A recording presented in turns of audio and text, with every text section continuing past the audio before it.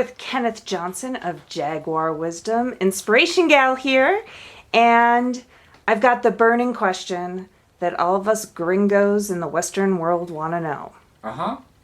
What do the Maya say about 2012? Is it the end of the world as we know it, or is it something else? What do they say to you about this 2012 business? Well, actually, they say very, very little about it. They find it puzzling. They find it like majorly weird that all of these Westerners will come dusty and strange and, unshaven and with eyes blazing into these little Mayan towns, and they say, tell us about 2012. And the Maya will say, what? There's a statement I would like to quote, and I'm not going to give you the name of this person because I don't really have his legal permission to use it, but let me just say that he's a young daykeeper, way younger than I am. And he's from Tzolkin, which is one of the major parts of the Highland region where the K'iche' still keep the calendar. And what he said was this. He said, that 2012 date, it's part of a thing called the long count calendar. And, our ancestors, we stopped doing the long count about 1,000 years ago. And yeah, it's true. Our ancestors were very wise. They probably meant something with this date. But we don't know. All we know is what we read in your archaeology books. But one thing I do know, he said, is this. He said obsessing about certain moments in time is not going to help you to live a better life. But if you put yourself in the rhythm of the real 260-day calendar, the Tzolkin, the calendar that will never end, not in 2012, not any other time, the calendar that goes on forever, if you put yourself in that rhythm of sacred time, and if you put yourself in alignment with sacred time so that you are not always stressing out about what does the boss say and do I have to be here on such and such a day, but just say, hey, it's an eagle day, so it's good to think about money, and it's a keep day, so maybe I should be meditating. He said if you can put yourself in the rhythm of time, then you will live a better life. You will live a better life. And that's what's important.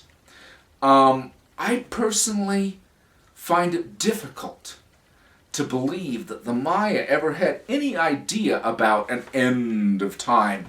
I had my degree in comparative religions, and this whole idea is kind of rare. I mean, you get it in Islam. They inherited it from Christianity. But aside from Christianity and Islam, you don't find end of days, end of time. You don't find that kind of stuff in other religions. Other religions, Hinduism, Buddhism, Taoism, etc., they all see time as an endless series of interlocking, interrelated cycles that go on and on and on forever. And in that respect, the Maya are similar, and I don't think I'm talking out of boundaries here. One of my best Mayan teachers actually said, oh yeah, those Eastern religions, they're much closer to what we think than, all this Christianity and Islam, they're much closer. Maybe 2012 was supposed to be an important transition in these endless cycles of time. But basically, we live in a bunch of endless cycles of time, and what is important is that we should enter into the stream, enter into the flow, enter into this, marvelous river which has no beginning, which has no end, which is the 260-day calendar, which put you in a sacred rhythm whereby one simply lives one's life. You know, it was just, it was really extraordinary.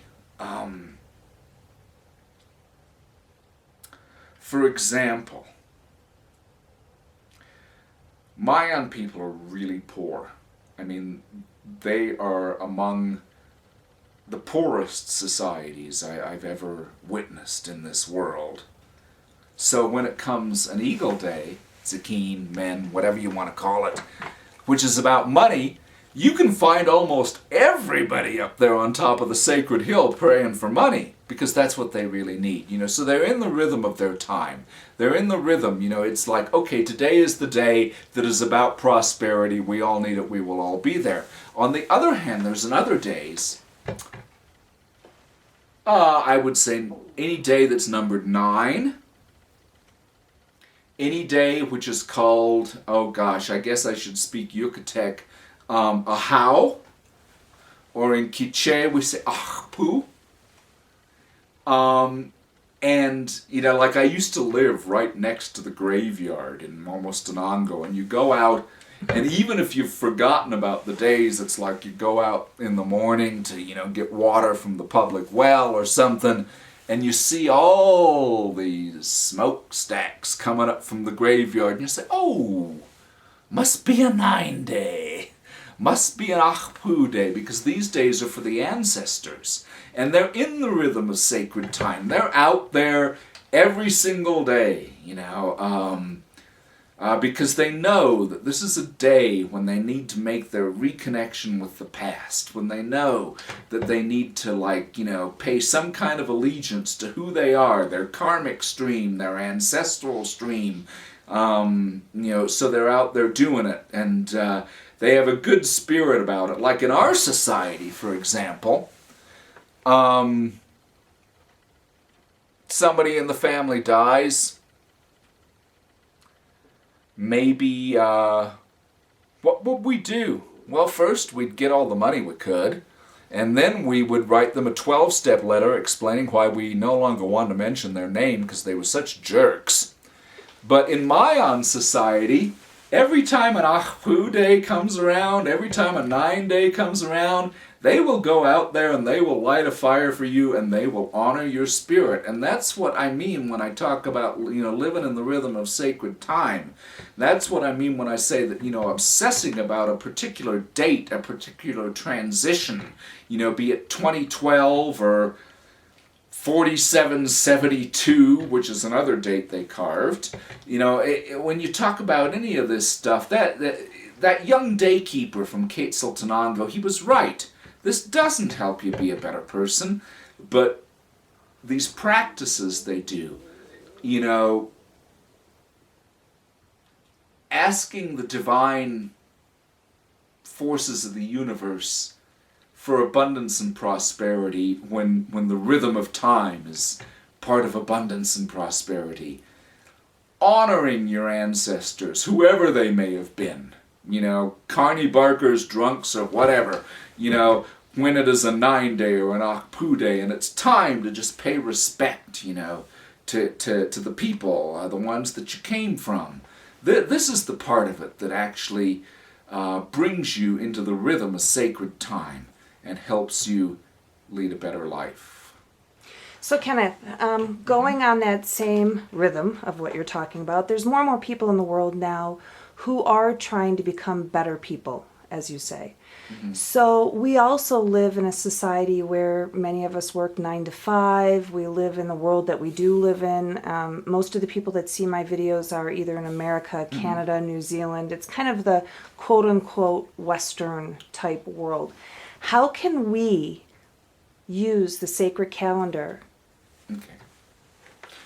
First of all, let me remark this. We're privileged to work 8 hours a day in a cubicle and then begin, you know, to go home, and we're able to shut it off. The Maya, who've been reduced to colonial status, who are fourth-rate citizens in a world that they used to own, they're working hard labor 12 hours a day. They still find their 20 minutes on the way home from work, to buy a load of copal. That's one of the things, the day sign that we call lizard. In some languages it's called the net. And the net means the net bag of copal that you carry on your shoulder up to the top of the sacred hill. And, even before they go home to dinner, they will still find, even after working hard for 12 hours, they still find their 20 minutes to do it.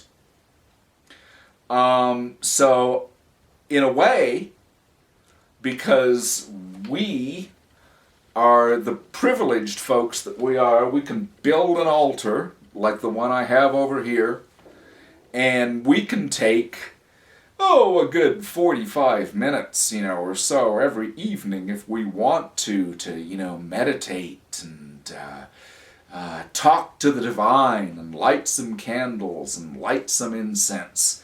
Basically, that's all it takes. And, there are some days that they don't even observe.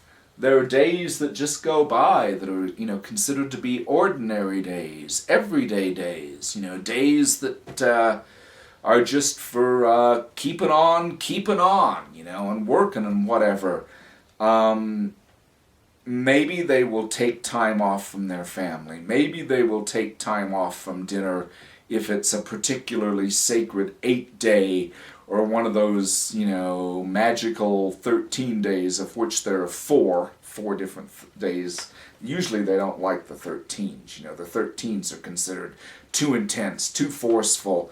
But there are 4 different days numbered 13. But, so one way or the other, even though their work hours are probably much longer than ours, and even though their family responsibilities, how many of us have to chop firewood for our families after we come home from work? Not many, but almost all of them do. Well, and in alignment with what you're speaking of, what I've started doing is I've taken your updated book of the Mayan astrology, and in the morning I read. There's generally 3 to 4 pages on each day sign, and it helps me set my consciousness. So now I'm conscious of what the energy of the day is, and sometimes it helps me make some different decisions. Well, and that's what it's supposed to do. It could be the most sacred day of them all, but if you are a campesino, a simple day laborer, with a family of 5 kids, all of whom still live at home, then believe me, even if it's a sacred day, if your boss says, "Hey dude, you got to come work today," then you come work today. It's not as if these folks are some disembodied society of Pleiadians or whatever. They are. I don't really know how to translate the word campesinos. It means, a person of the land, a person of the country, somebody who, salt of the earth. That's good. Salt of the earth. Let's say if you're the salt of the earth, then, when the boss says come to work, you come to work even if it's a sacred day. But, you always put aside time to honor it. And, as you just pointed out, and I think this is a real important thing, it influences your decisions. How do you conduct yourself today? Is it a quiet day? Do you just do your work? Not make any complaints? Not say anything? Or is it the sort of day when you should come forward, when you should assert yourself? Yes, they do make decisions about life based upon what kind of day it is. Even though, hey, we don't have a huge amount of control. My gosh. Let's say that, some marvelous money day comes around, like 8 Eagle, and wouldn't you love to just start your business on that day?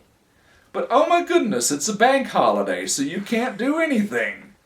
The Maya are just as much subject to the realities of life as we are. They are no different in that respect.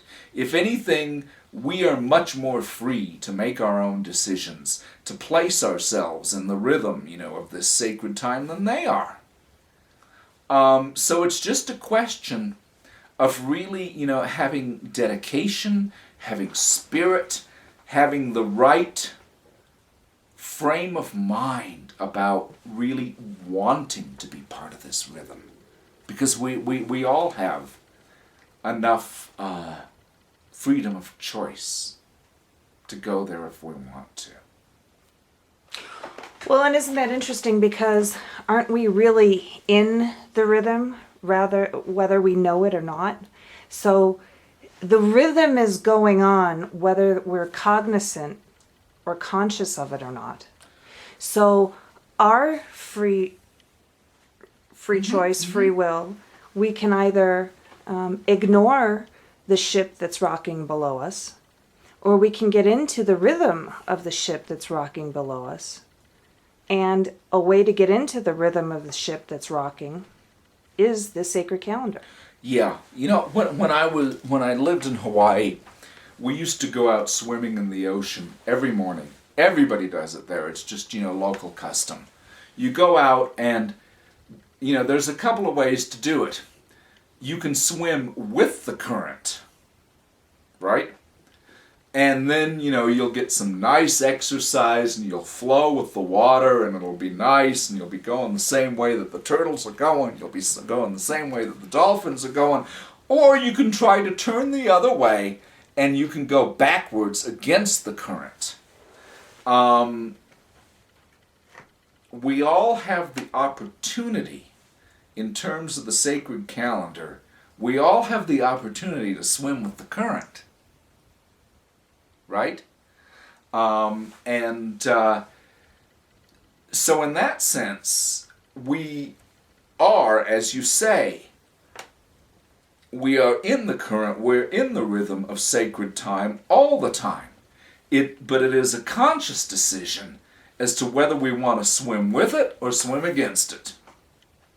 So can you tell me how your life has changed since you've decided to get into the flow?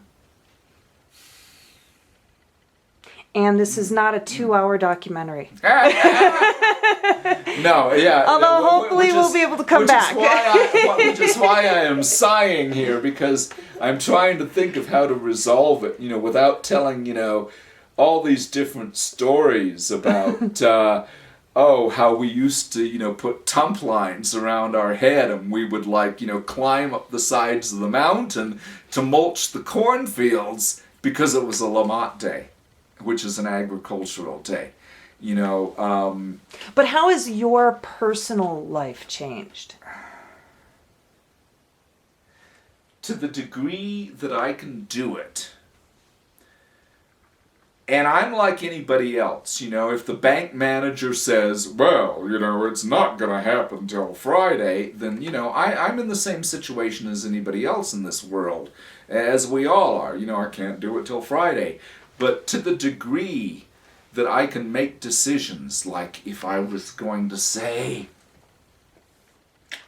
okay, next week I got to accomplish these tasks, but I also want to write this many pages in my next book. And then I'll see, these days are good for action. These days are good for contemplation. So I will actually, do things like schedule myself. Okay, days of action, gonna run all my errands. Days of contemplation, I'm here writing. That much. Not only do I have the spiritual freedom to do it, most of us have at least a certain modicum of freedom whereby we can do this kind of stuff. If we want to. If we want to map it out, think about it. It's not that difficult. Yeah, well, and like I shared, just a starting point is to get your book. And it probably takes, however long it takes to read 3 or 4 pages. And I'm a fast reader, but when I read the pages of your book that correspond to the Tzolkin and the sacred calendar, I read much more slowly to take them in. So for me, it takes, 10, 15 minutes in the morning to just sit down, read the pages of the day, have a conscious decision to even if I end up going about my regular activities, it's still now in my consciousness. Yeah, well, and I'm really glad you said that because, in the first book, Jaguar Wisdom, I was very much concerned about defining the archetypes, as they, on a certain cosmic level. But you're mentioning the second book, Mayan Calendar Astrology, and I've got both of them out there on my website, jaguarwisdom.org, right now, and they're doing two different jobs. One looks at things from the cosmic level, but what you're saying was actually what was intended. Because with this second book, Mayan Calendar Astrology, which is soon going to be available through any number of sources, including the Mayan Calendar portal, but with this second book, that was precisely how I intended it to be used, because I wrote the entire book from start to finish while I was in the community of Momostenango. And so it was written, as you might say, under the influence. It was written under the influence of a number of daykeepers who were communicating with me every day about, on this day it's good to do this, on this day it's good to do that. So that was really how it was intended. That was how I intended it to be used. Well, and both your books serve very unique and very important purposes, because I did read your first book, and coming from my left brain world, I needed and longed for that information, and the detailed information that you did give of each of the day signs. And like I said, actually, I never repeated myself in those two books. The first one comes from a very mythic and archetypal place where I was looking at the day signs. I would say mostly, from my own background, as an MA in comparative religions, I was looking at it in an archetypal framework. And the second book was the reason it's completely different is because I didn't make any cross-cultural comparisons. I didn't, talk about different ideas from around the world. All I really did with the second book was write down precisely, almost word for word, what I was actually told in Momostenango, which is an amazing place. I don't know how many people are familiar with this place, but even though many people throughout the Mayan world have now, in the last 15 years, they've come back to the keeping of the ancient calendar, Momostenango has always been a very special place because, how can I say it? You go to these Mayan communities, it's kind of interesting. You go to these Mayan communities, and usually the Catholic Church is the center of town. And then you will, if you want to get into the ancient stuff, the traditional stuff, it's you got to walk outside of town, to some little shrine in the wilderness, just beyond town, where the Catholic priest doesn't see you, where the evangelistas, they won't, tear it down, and the traditionals can still do their thing. Momostenango actually has 5 major shrines right in the middle of town. One of them is directly across the plaza from the Catholic Church, and even on feast days for Catholic saints where the priests are trying to intone their stuff, the day keepers will get up there right across the plaza, start lighting fires and praying to the ancient gods. It's a very unusual sort of situation. If you've ever been part of it, it's really like nothing else. So the second book basically represents, and the reason that my description of the day signs is different was because in the first book I was trying to reach out for some sort of universal quality, whereas in the second book I was purely and simply acting not as, I would even say not as a creative person. I was acting as more as a record keeper. I was just writing down, and I knew that other people had been to Momos, most famously Dennis and Barbara Tedlock, who were there, I think, 76, 77, 78, round about there. Actually, they were so well respected that I found Spanish language editions of Barbara's book, on the shelves of almost every calendar keeper in all of Momostenango. Say, yeah, this stuff is good, but things have changed a lot in 35 years, and so I just felt like I was another record keeper. I was just walking around with well, in Spanish you would say mi cuaderno, which means my notebook, and even though I would sometimes wonder, well, is it really cool to pull out a notebook here, in the middle of a dinner conversation? But, I always felt like I had to write this stuff down. And we're very thankful that you did. Well, and I'm very, very thankful that they gave me the opportunity, that if I pulled out my notebook, it was like they would stop in the middle of dinner and they would repeat what they just said so that I could write it down. And I always found that to be like totally amazing about Mayan people, is that they, even though they are a little bit confused about this 2012 hysteria, they do understand the essential point that the rest of the world now perceives their traditional culture as valuable.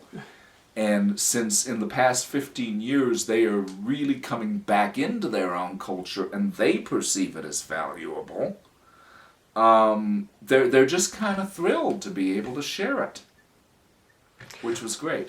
Well, and we so thank you for spending this time with us. And I have one more question for you before we wrap this up. And I don't want to throw you a curveball, but we're going to be losing you for a while here in the Southwest because you're going back down to spend time with the Maya. Can you share with us how long you plan on being down there? And do you have any specific, trying not to use the word agenda, any special plans or goals of what this time will be when you go down there? Well, the calendar is very much the center of the culture, but everything else about the culture, whether it be their healing traditions, their herbalism, their, every herb has its correlation with a particular day sign, and so on and so forth. Whether it be their myths, their legends, the spirits that they see at night when they walk down the road, everything ultimately is related to the culture. And they even do dream work, dream interpretation, mind you, according to the calendar. And there's a whole world quite beyond, the basics that I explored in Jaguar wisdom, or one specific aspect of the calendar that I explored with Mayan calendar astrology. There's a whole world. There's a whole world of correspondences, and a whole way of thinking, a whole way of living, a whole way of conducting one's spiritual world that relates to the calendar. And so what I'm basically going to be doing is investigating the wider perspectives. I've got some people lined up who will talk about dream work. I've got some people lined up who will talk about healing. I've got some people, lined up who will talk about various different aspects of it. I mean, even the way that they weave, these wonderful textiles that we like to bring back to the United States, even that's related to the calendar. Everything is ultimately. So I'm going to be, for one thing, the last book that I wrote was completely from the Quiche people. And of course they have the sacred book, the Popol Vuh. So they have, the great religious language. There are many other little smaller traditions from other languages, that I'm going to be investigating as well. And this is going to take me a while. I don't think I will be back till it's time to do my taxes. Shh, I'll edit that out. No, that's okay. I mean, we like I said, we all have to deal with reality. Even if you practice calendar, you still got to think about reality. I mean, my goodness, what if April 15th fell upon a day of spiritual obligation? You'd still have to do both. Well, April 15th is a deadline, so you just have to do your taxes before that day. Yeah, so. right. Good point. Yeah, and if you're really thinking about the calendar, you will think that far ahead. There you go. But no, I will be leaving, oh my gosh, I don't see myself as being here much beyond the middle of December. And I don't see myself much. I think this time I really want to see the phenomenon, the amazing phenomenon, which is called Holy Week in Santiago Atitlan. And when does that occur? I believe this year it's early April. Of course it's whenever Easter is. So, which changes from year to year. I think it's early April this year. I guess I kind of heard that through the grapevine. It comes right after, the next, we always celebrate. I'm going to, since I'm going to be finishing up here, I want to extend an invitation. One of the senior daykeepers of Momostenango, Don Rigoberto Itzep Chanchavac, has for some years now extended his invitation to all those in the world who are of good heart and good spirit and who want to get beyond, the New Age silliness. He has invited them to come join him for ceremony in the city of the daykeepers, Momostenango.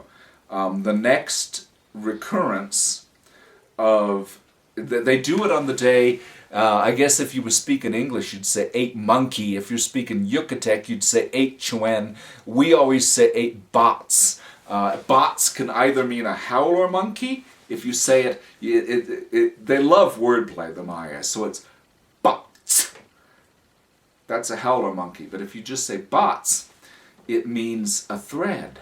Weaving. So it's weaving the thread of life. And, what other day should we celebrate the calendar, which is the weaving of life, except upon a Bot's Day? So it's always done upon 8 Bots. The next one will be March 27th.